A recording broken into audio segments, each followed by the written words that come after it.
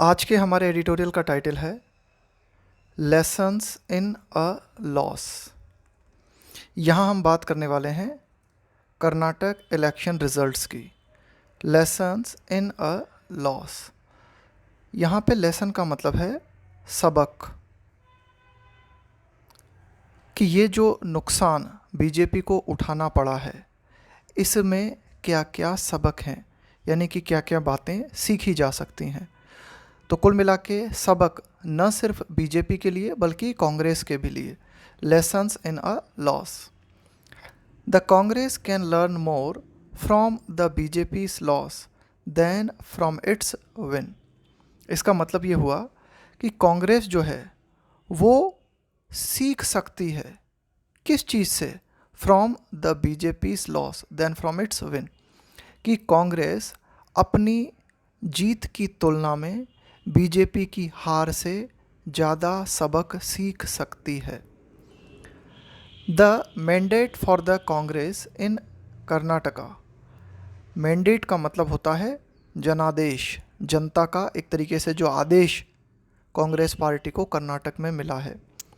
The mandate for the Congress in Karnataka is as definitive as it could have been. Could have been मतलब हो सकता था। कहने का मतलब यह है कि कर्नाटक में कांग्रेस को जो जनादेश मिला है वो उतना ही डेफिनेटिव है, उतना ही निश्चित है जितना कि हो सकता था।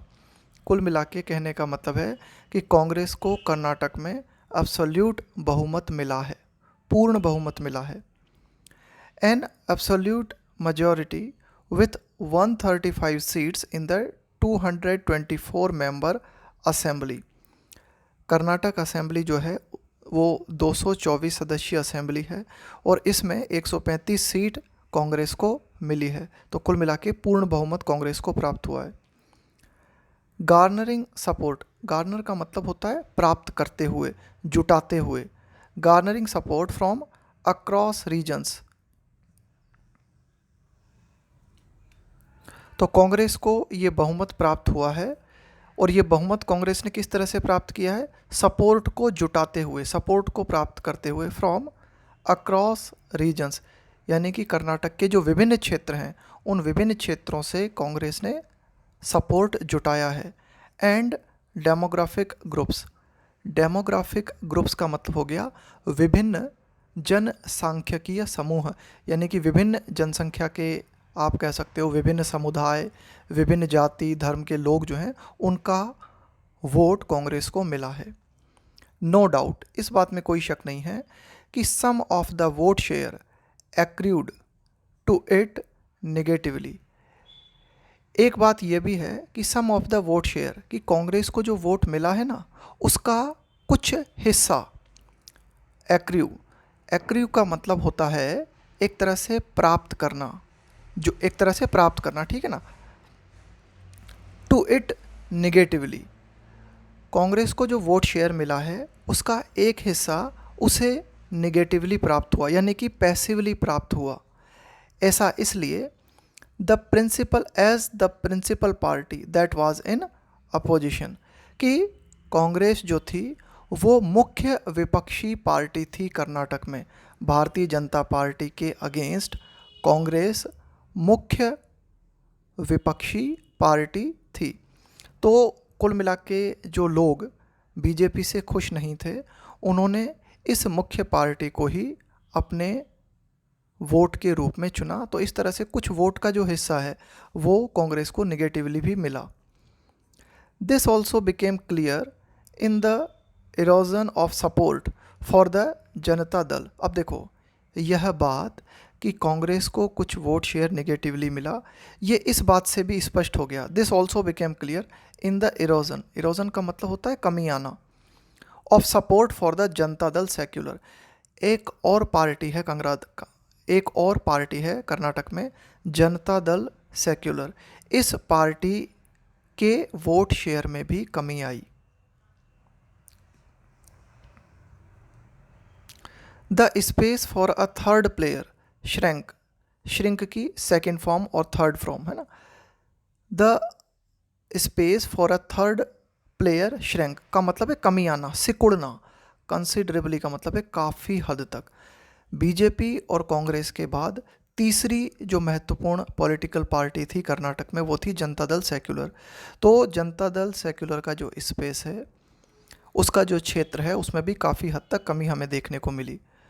The BJP won less than half the number of seats the Congress did, यानी कि कांग्रेस ने जितनी सीटों पर जीत हासिल की उसके आधे से भी कम सीटों पर जीत बीजेपी को हासिल हुई।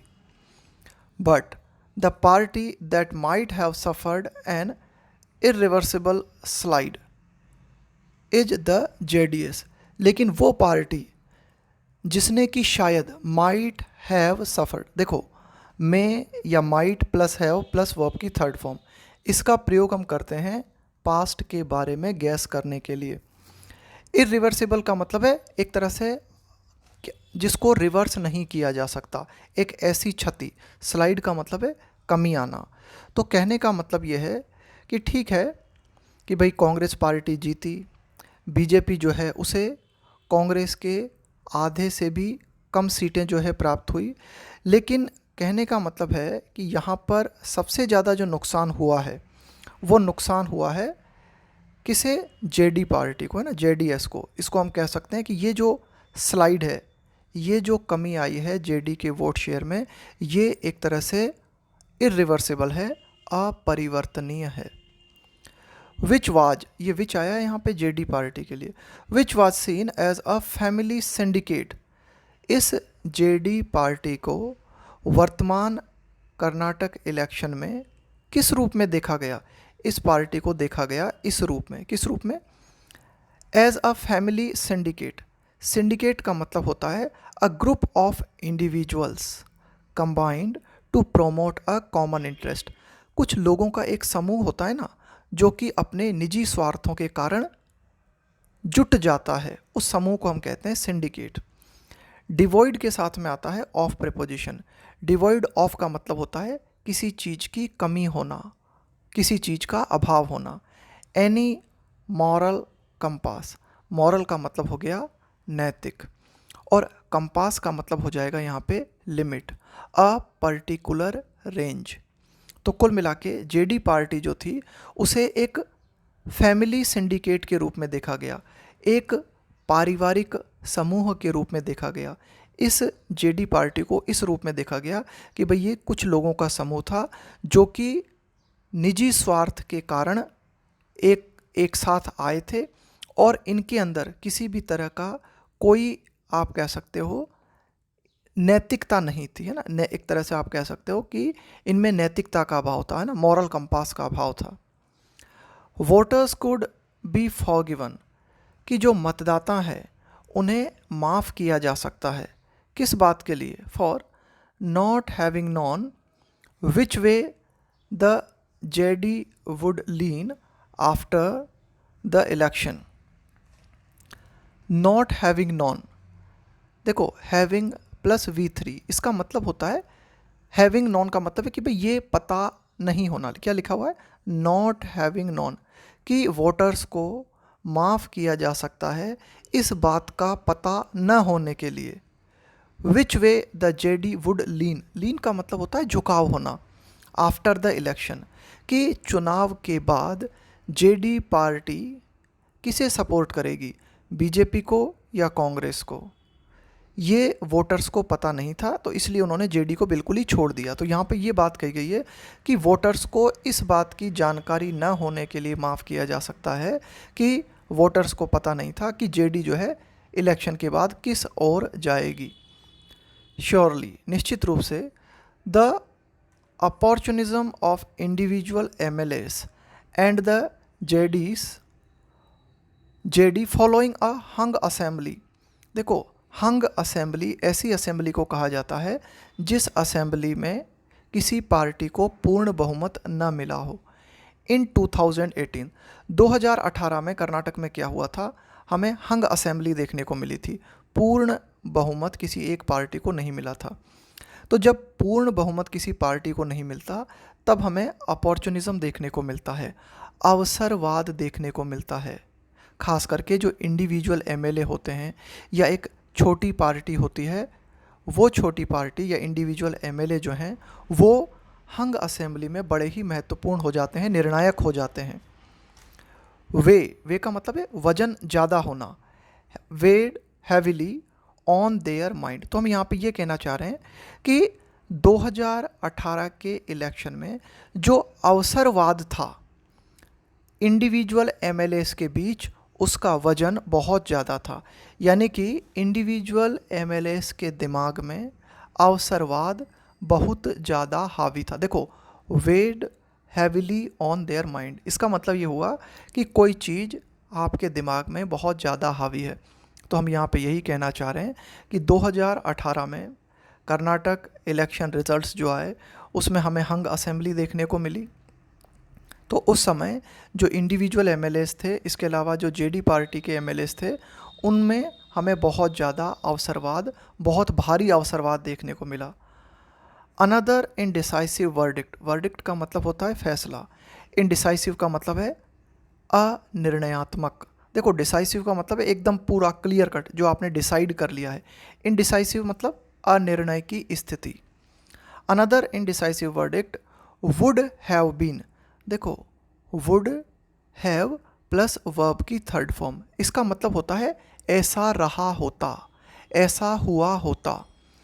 अब अगर इस बार भी इनडिसाइसिव वर्डिक्ट कर्नाटक की जनता के द्वारा दिया जाता तो क्या हुआ होता?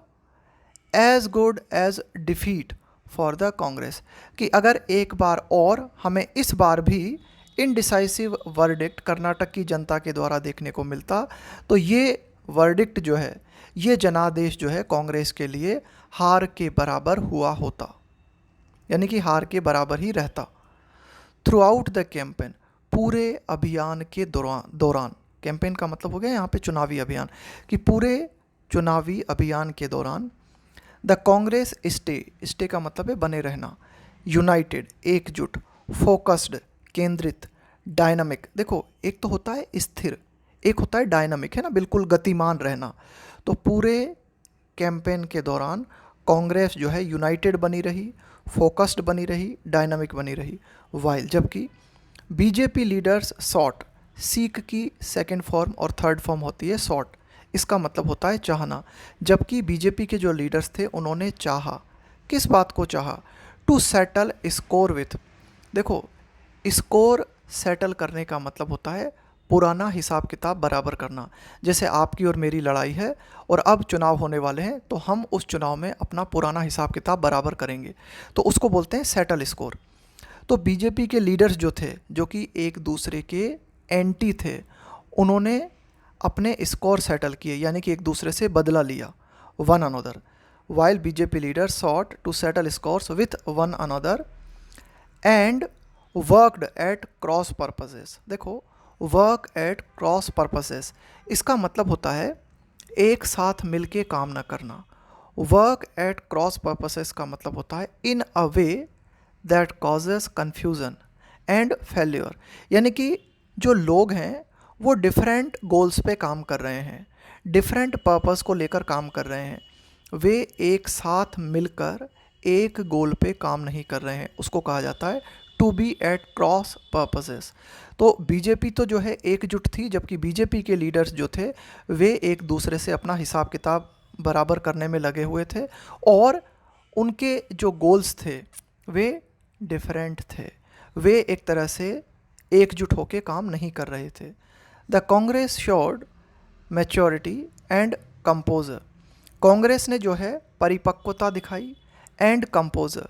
देखो, कंपोजर का मतलब होता है in to be in a controlled situation, to be in a calm situation. Composer का मतलब होता है एक तरीके से सेल्फ कंट्रोल्ड होना पूरी तरीके से। तो कांग्रेस ने परिपक्वता दिखाई, इसके अलावा कंपोजर दिखाया, यानी कि हमें कांग्रेस में काम और आप कह सकते हो कि कामनेस देखने को मिली, कूलनेस देखने को मिली। As the BJP tried to make up, make up का मतलब होता है क्षतिपूर्ति करना, किसी चीज़ की भरपाई करना, फॉर इट्स अनपॉपुलरिटी। अब देखो, बीजेपी ने कर्नाटक में अपनी अनपॉपुलरिटी की भरपाई किस तरह से की? Bye ranking up. रैकअप का मतलब होता है उभारना किसी चीज़ को, किसी चीज़ की फिर से याद दिलाना। Divisive and extraneous issues. Extraneous का मतलब होता है इररिलेवेंट, असंगत। तो बीजेपी ने असंगत मुद्दों और विभाजनकारी राजनीति को उभार के अपनी अनपॉपुलरिटी की क्षतिपूर्ति करने का प्रयास किया, जो कि बीजेपी के लिए घातक साबित हुआ। As the ruling party. Ruling party का मतलब होता है सत्तारूढ़ पार्टी। बीजेपी के लिए कहा गया है कि as the ruling party it refused. Refuse का मतलब है इनकार कर देना। To be accountable for. Accountable का मतलब होता है किसी बात के लिए जिम्मेदार होना। To be accountable for its track record in government. अब देखो, ट्रैक रिकॉर्ड का मतलब होता है कि भाई आपने क्या क्या काम किए, आपका रिकॉर्ड कैसा रहा। तो एक सत्तारूढ़ पार्टी के रूप में बीजेपी ने अपने आप को उत्तरदायी मानने से इनकार कर दिया। यानी कि बीजेपी को इस बात का हिसाब किताब देना चाहिए था, इस बात के लिए बीजेपी को अकाउंटेबल होना चाहिए था कि सरकार के रूप में उनका ट्रैक रिकॉर्ड कैसा रहा। लेकिन इसके संबंध में बीजेपी जो थी वो गैर उत्तरदायी थी, है ना। उसने जो है एक तरह से अपने आप को अकाउंटेबल नहीं समझा। And under estimated. Under estimate का मतलब होता है किसी को कम समझना, किसी को छोटा समझना या उसकी ताकत को कम आंकना।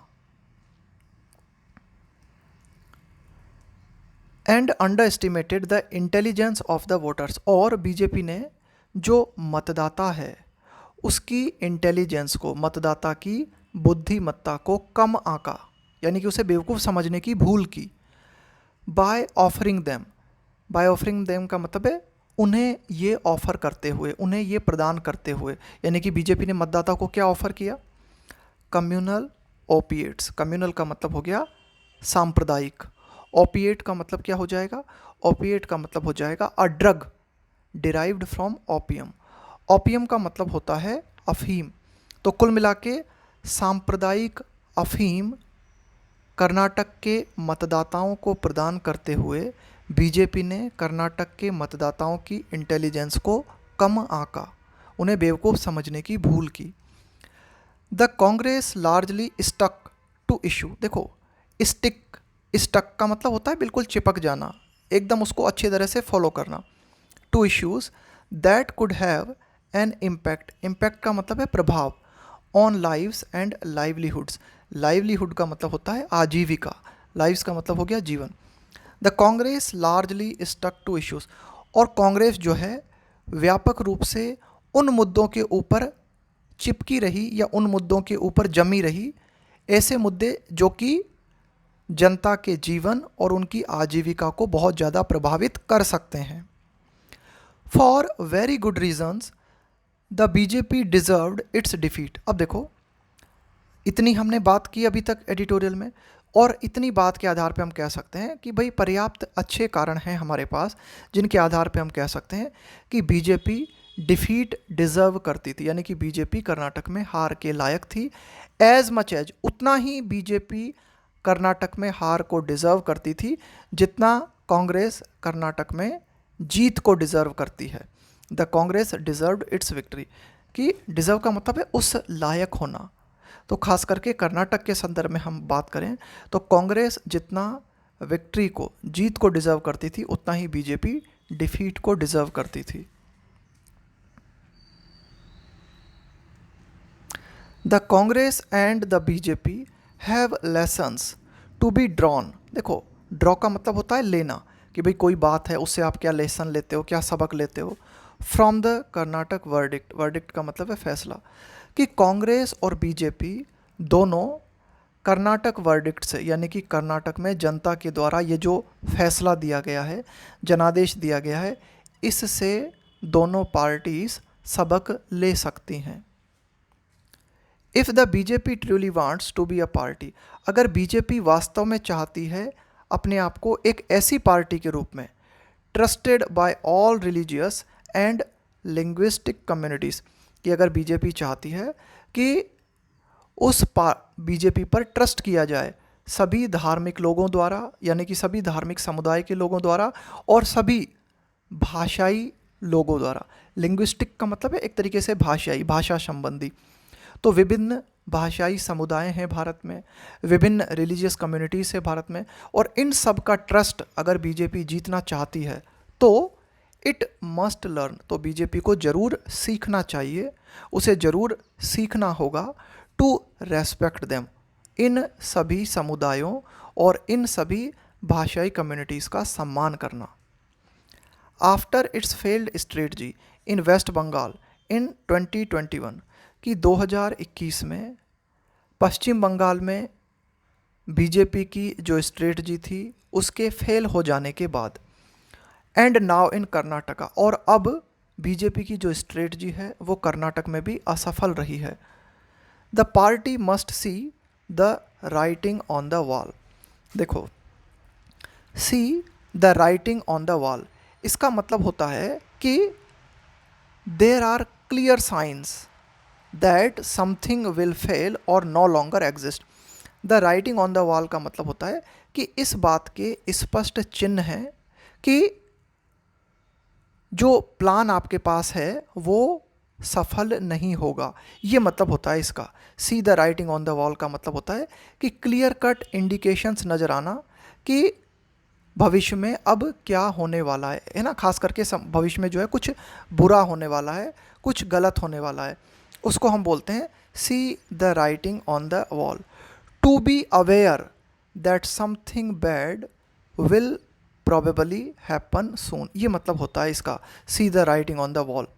तो कुल मिला के वेस्ट बंगाल और कर्नाटक के आधार पे बीजेपी पार्टी को ये देख लेना चाहिए कि आगे बीजेपी के साथ और बुरा होने की संभावना है। Its totalising project is harmful not only for itself. देखो, एक वर्ड आपने सुना होगा, टोटलिटारियन। टोटलिटारियन का मतलब होता है एक तरह से आप कह सकते हो ऑटोक्रेटिक होना। इसका मतलब होता है एक तरह से कंप्लीटली तानाशाही पूर्ण होना, अथॉरिटेरियन होना, है ना, एक तरह से सर्वे सर्वा हो जाना।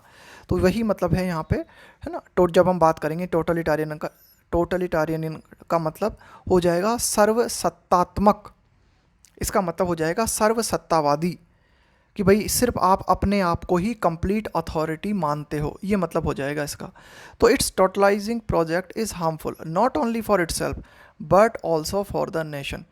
तो कुल मिला के एक सर्वसत्तावादी सरकार या सर्वसत्तावादी पार्टी के रूप में अपने आप को स्थापित करने के बजाय जो क्षेत्रीयता है उसका सम्मान करना जरूरी है। तो यही बात यहाँ पे कही गई है कि बीजेपी का जो टोटलाइजिंग प्रोजेक्ट है वो न केवल बीजेपी के लिए हानिकारक है बल्कि वो देश के लिए भी हानिकारक है। अ वॉयलेशन ऑफ लॉन्ग चेरिश्ड। देखो, चेरिश का मतलब होता है किसी बात को संजोना। जैसे आप कहते हो ना कि मैं उसकी यादें संजोए हुए हूँ, उसको बोलते हैं चेरिश करना। वॉयलेशन का मतलब है उल्लंघन of long cherished and productive regional aspiration. Aspiration का मतलब हो गया आपकी आकांक्षाएं, महत्वाकांक्षाएं। तो लंबे समय से जिस चीज़ को हमने संजोया है और ये प्रोडक्टिव भी रहा है, यानी कि फलदायक रहा है, क्या, रीजनल एस्पायरेशंस, कि जो क्षेत्रीय आकांक्षाएं हैं ये प्रोडक्टिव रही हैं और इनको हमने लंबे समय से संजोया है, और अब अगर हम इसको वॉयलेट करते हैं, इसका उल्लंघन करते हैं, तो ये उल्लंघन जो है is unsettling for national interest. तो ये बात जो है national integrity and progress, national integrity का मतलब हो गया राष्ट्रीय अखंडता और राष्ट्रीय उन्नति। तो कुल मिला के ये बात जो है राष्ट्रीय अखंडता और राष्ट्रीय प्रोग्रेस के लिए ना, राष्ट्रीय उन्नति के लिए ठीक नहीं है, ये हम यहाँ पे कहना चाह रहे हैं। ठीक है, तो कुल मिला के ये जो वॉयलेशन है ना, ये जो उल्लंघन है कि जिस चीज़ को हम एक लंबे समय से संजोते आ रहे हैं, क्षेत्रीय जो महत्वाकांक्षाएं हैं, आकांक्षाएं, उनको महत्व देना, और ये चीज़ प्रोडक्टिव भी रही है। तो इसका अगर उल्लंघन किया जाता है तो ये चीज़ अस्थिर करने वाली है। अनसेटलिंग का मतलब है जो अस्थिर करे, है ना, जो एक तरह से डिसऑर्डर क्रिएट करे, डिस्टर्ब करे, अनसेटल करे for national integrity and progress. तो राष्ट्रीय अखंडता, राष्ट्रीय संप्रभुता और प्रोग्रेस के लिए ये बात ठीक नहीं है। The attempt to undermine native dairy brand Nandini. Undermine का मतलब होता है किसी चीज़ के महत्व को कम करना, उसे कमज़ोर करना। तो ये जो प्रयास किया गया हमें अभी देखने को मिला कर्नाटक के संदर्भ में। नेटिव का मतलब होता है देशीय, एक पर्टिकुलर क्षेत्र से संबंधित है ना, उसको कहेंगे नेटिव, देशीय। Native dairy brand Nandini is a case in point. देखो, केस इन पॉइंट का मतलब है कि भाई उदाहरण के तौर पे हम इस चीज़ को ले सकते हैं, एग्जाम्पल के तौर पे हम इस चीज़ को ले सकते हैं। जैसे कि एक जो क्षेत्रीय डेयरी ब्रांड है नंदिनी, इसके महत्व को कम करने का प्रयास किया गया, तो इसको हम एक एग्जाम्पल के रूप में ले सकते हैं कि भाई ये एक क्षेत्रीय डेयरी ब्रांड है और इस डेयरी ब्रांड के महत्व को कम करने की कोशिश की गई है ना। तो यहाँ पे यही बात की गई है कि भारत जो है बहुत ही ज़्यादा विविधता से भरा हुआ है और हर क्षेत्र की विविधता का सम्मान किया जाना चाहिए। In a remarkable shift from the past. Remarkable shift का मतलब है उल्लेखनीय परिवर्तन, है ना, एकदम आप कह सकते हो नोटिसिएबल चेंज फ्रॉम द पास्ट, कि पास्ट की तुलना में, पिछले समय की तुलना में कांग्रेस में एक बहुत ही ज़बरदस्त बदलाव हमें देखने को मिला है। क्या? द कांग्रेस एक्नॉलेज्ड, कांग्रेस ने इस बात को स्वीकारा। एक्नॉलेज का मतलब होता है स्वीकारना या किसी चीज़ को एक्सेप्ट करना, मानना। दैट, किस बात को कांग्रेस ने स्वीकारा? That it must address, address का मतलब होता है समाधान करना। तो कांग्रेस ने इस बात को महसूस किया कि उसे इस चीज़ का समाधान करना होगा या उसे इस चीज़ का समाधान करना चाहिए। किस चीज़ का? Questions of caste justice too, यानी कि जाति से जुड़े हुए जो बातें हैं। कास्ट जस्टिस का मतलब हो गया कि विभिन्न जातीय से जुड़े हुआ जो न्याय है उसको कांग्रेस को समाधान करना होगा। While holding on, hold on का मतलब है इस चीज़ पर अपनी पकड़ कायम रखना। Its opposition to religious sectarianism. देखो, सेक्टरियनिज्म का मतलब होता है संप्रदायवाद, पंथवाद, कि ये जो धार्मिक आप कह सकते हो सांप्रदायिकतावाद है उसके प्रति अपने विरोध को कायम रखते हुए। एंड एक्सपेंडिंग वेलफेयरिज्म, एक्सपेंड का मतलब है विस्तार करते हुए, वेलफेयरिज्म का मतलब हो गया कल्याणकारी योजनाएं, कल्याणकारी काम। तो कांग्रेस को कल्याणकारी कामों पर, इसके अलावा जो कल्याणकारी कामों पर कांग्रेस को अपनी पकड़ बनाए रखनी होगी। दूसरा काम, कांग्रेस को जो रिलीजियस सेक्टरियनिज्म है, यानी कि जो धर्म को लेकर जो आप कह सकते हो सांप्रदायिक उन्माद है, इसके खिलाफ अपने विरोध को कायम रखना होगा। लेकिन जो जातीय भेदभाव है उसको सॉल्व करना होगा, यानी कि जातीय न्याय को स्थापित करना होगा। The Congress needs to move beyond the tired rhetoric. देखो, रिटोरिक का मतलब होता है नेताओं के द्वारा ये जो ऊंचे ऊंचे बोल बोले जाते हैं, भाषणबाजी जो की जाती है ना, उसके लिए हम बोलते हैं रेटोरिक। टायर्ड का मतलब है जिससे अब आप परेशान हो गए हो, थक गए हो, है ना। The Congress needs to move beyond, कि कांग्रेस को इसके पार जाने की ज़रूरत है, कि ये जो आडंबर वाली स्पीच दी जाती है, ये जो आडंबरबाजी की जाती है, ऑफ द ओल्ड ऑर्डर का मतलब हो गया कि कांग्रेस को जो पुरानी व्यवस्था है इसके आगे जाने की या इसके पार जाने की ज़रूरत है। एंड फ्रेम का मतलब है निर्मित करना, अ न्यू पैराडाइम, पैराडाइम का मतलब होता है एक नया उदाहरण, एक नई मिसाल। तो कांग्रेस को एक नई मिसाल जो है निर्मित करने की ज़रूरत है। और ये जो नया उदाहरण है ये कैसा होना चाहिए? That is inclusive towards the regional. और ये जो नया उदाहरण कांग्रेस के द्वारा सेट किया जाए ये कैसा होना चाहिए? ये होना चाहिए इंक्लूसिव। इंक्लूसिव का मतलब हो गया कि भाई आप जो है सभी को इंक्लूड करते हो, एक तरह से समावेशी, टुवार्ड्स के प्रति, regional, religious, class and caste diversities of the country, कि देश में डाइवर्सिटीज़ का मतलब हो गया विविधताएं, कि विभिन्न जातीय विविधताएं हैं देश में, विभिन्न वर्ग हैं, विभिन्न धर्म हैं, है ना, विभिन्न क्षेत्र हैं। तो इन सब को एक तरह से हमें क्या करना होगा, साथ में लेकर आगे बढ़ना होगा। यानी कि इंक्लूसिव अप्रोच जरूरी है, समावेशी दृष्टिकोण जरूरी है। It has made an experimental beginning in Karnataka, कि कांग्रेस ने कर्नाटका में एक एक्सपेरिमेंट की शुरुआत कर दी है ना। एक्सपेरिमेंटल बिगिनिंग का मतलब है कि कांग्रेस ने कर्नाटक में एक शुरुआत कर दी है एक्सपेरिमेंट के तौर पे। Between the failed experiment of the BJP and the successful one of the Congress, हम यहाँ पे ये कहना चाहते हैं कि कर्नाटक इलेक्शन में बीजेपी और कांग्रेस दोनों के द्वारा एक्सपेरिमेंट किए गए। बीजेपी का एक्सपेरिमेंट फेल रहा और कांग्रेस का एक्सपेरिमेंट सफल रहा। तो इन दोनों एक्सपेरिमेंट्स के बीच Karnataka voters have imparted, impart का मतलब होता है प्रदान करना, देना, important lessons to India's political class, कि इन दोनों एक्सपेरिमेंट्स के बीच जो कर्नाटक के वोटर्स हैं उन्होंने बहुत महत्वपूर्ण सबक भारत के राजनीतिक वर्ग को दिए हैं। यानी कि जो भारत की राजनीतिक पार्टीज़ हैं वे कर्नाटक के वोटर्स के फैसले से काफ़ी कुछ सीख सकती हैं। ये था हमारा आज का एडिटोरियल।